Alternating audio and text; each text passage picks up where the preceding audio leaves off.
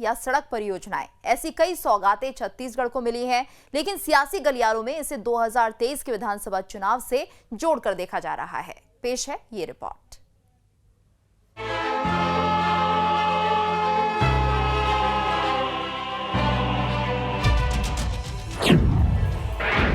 छत्तीसगढ़ पर केंद्र मेहरबान,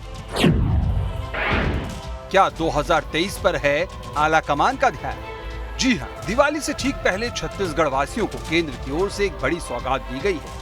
छत्तीसगढ़ को 2 वंदे भारत ट्रेन मिलेंगी। पहली ट्रेन बिलासपुर से दिल्ली और दूसरी गोंदिया से रायपुर होकर ओडिशा के झारसुगुड़ा तक जाएगी। बहरहाल बात सिर्फ ट्रेन की सौगात की नहीं है। हाल के दिनों पर नजर डालें तो छत्तीसगढ़ को केंद्र की ओर से एक के बाद एक कई बड़ी सौगातें मिली हैं। मसलन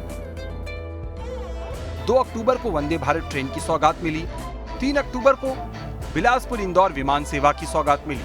इसी तरह 21 अप्रैल 2022 को छत्तीसगढ़ आए केंद्रीय परिवहन मंत्री नितिन गडकरी ने प्रदेश को 9,240 करोड़ रुपए की सड़क परियोजनाओं की सौगात दी। इसी तरह केंद्रीय खेल मंत्रालय छत्तीसगढ़ के 7 जिलों में अपने सेंटर खोल रहा है। राजनांदगांव को हॉकी अकेडमी की मंजूरी मिल चुकी है। छत्तीसगढ़ के 12 समुदाय को एसटी वर्ग में भी शामिल कर लिया गया है।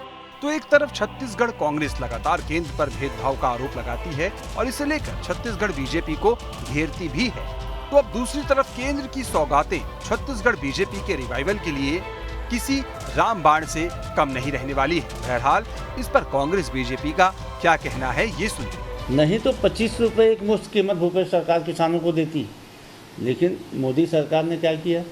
यदि आप धान का बोनस समर्थन मूल्य से 1 भी रुपये ज़्यादा देंगे तो आपका सेंट्रल पूल का चावल नहीं खरीदेंगे। मजबूरी में भारतीय जनता पार्टी की केंद्र सरकार के किसान विरोधी, छत्तीसगढ़ विरोधी चरित्र की उपज है राजीव गांधी किसान योजना। बस एक उदाहरण पर्याप्त है कि छत्तीसगढ़ के साथ कैसा अनदेखी करते हैं। तो ये सारी चीज़ें सिर्फ चुनावी वर्ष में इनके द्वारा प्रायोजित की जा रही हैं, लेकिन छत्तीसगढ़ के हितों के प्रति हमेशा से दोयम दर्जे का व्यवहार केंद्र सरकार कर रही है। अच्छा, ये भारत जोड़ो यात्रा जो है पिछले 3.5 वर्षों में केंद्र सरकार ने छत्तीसगढ़ को 1,40,000 करोड़ रुपए दिए हैं। ये नहीं सोचा कि यहाँ कांग्रेस की सरकार है, बल्कि उसने जनता की चिंता की। और इसी ही कड़ी में अब 2 वंदे भारत ट्रेनें भी छत्तीसगढ़ वासियों को सौगात के रूप में केंद्र सरकार ने दी है। इससे छत्तीसगढ़ वासियों का आना जाना सुगम बनेगा और कहीं भी किसी भी प्रदेश की कनेक्टिविटी जितनी अच्छी होती है उसे अर्थव्यवस्था में सुधार करने के लिए, विकास करने के लिए मदद मिलती है। तो निश्चित तौर पर केंद्र का यह कदम सराहनीय है। सियासी आरोप प्रत्यारोप अपनी जगह है, लेकिन मौजूदा तस्वीर देखकर एक बात तो साफ है कि कांग्रेस के सबसे मजबूत गढ़ छत्तीसगढ़ में केंद्र की दिलचस्पी बढ़ती जा रही है। भारतीय जनता पार्टी की सरकार थी प्रदेश में, तब भी बहुत सारी सौगातें यहाँ आती थी और निश्चित रूप से जो है केंद्र का ध्यान छत्तीसगढ़ पर रहा होता था। मगर कांग्रेस के कार्यकाल में ये सौगातें देना निश्चित रूप से जो है आने वाले चुनाव को मद्देनजर है।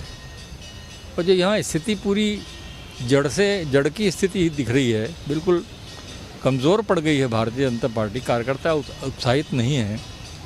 इससे उभरने के लिए जो है ये प्रयास है। तो निश्चित रूप से केंद्र सरकार सही दिशा में सोच रही है कि जब हम कुछ देंगे तब वहाँ हम कुछ कह सकेंगे।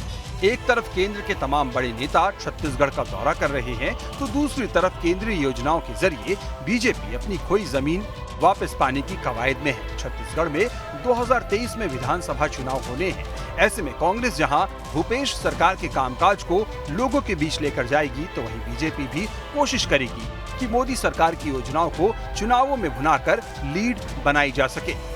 छत्तीसगढ़ कांग्रेस पार्टी और राज्य सरकार केंद्र सरकार पर लगातार सौतेला व्यवहार करने का आरोप लगाती रही हैं।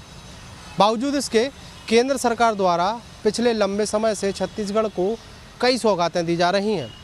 वर्तमान में 2 बड़ी ट्रेनों की सौगात छत्तीसगढ़ को मिली है। ऐसे में सवाल उठने लगे हैं कि क्या 2023 के मद्देनज़र आला कमान इस तरीके के फैसला ले रहा है, और उन सवालों के जवाब में छत्तीसगढ़ की सियासत गरमाई हुई है। कांग्रेस पार्टी अपना पक्ष रखते हुए केंद्र सरकार पर एक बार फिर से आरोप लगा रही है, तो बीजेपी का कहना है कि छत्तीसगढ़ की तरफ केंद्र सरकार लगातार कदम उठाती रही है। ऐसे में जो वरिष्ठ समाज सेवी और जानकार हैं, उनका स्पष्ट कहना है कि केंद्र सरकार जो कदम उठा रही है वो आने वाले समय में चुनावी लिहाज से जोड़कर देखा जा सकता है, क्योंकि छत्तीसगढ़ में पूरे देश में बीजेपी सबसे ज़्यादा कमज़ोर है। वीडियो जर्नलिस्ट प्रमोद देवांग के साथ अंकुश शर्मा, न्यूज स्टेट मध्य प्रदेश, छत्तीसगढ़। तो खबर तो ये है कि 2 अक्टूबर 2022 को छत्तीसगढ़ को 2 वंदे भारत ट्रेन की सौगात मिली। फिर 3 अक्टूबर को बिलासपुर इंदौर विमान सेवा की सौगात मिली। इससे पहले 21 अप्रैल 2022 को छत्तीसगढ़ को 9,240 करोड़ की सड़क परियोजनाएं मिली। वहीं केंद्रीय खेल मंत्रालय ने भी छत्तीसगढ़ के 7 जिलों में सेंटर खोलने की बात कही है। राजनांदगांव को हॉकी एकेडमी की मंजूरी मिल चुकी है। छत्तीसगढ़ के 12 समुदाय एसटी वर्ग में शामिल किए गए हैं।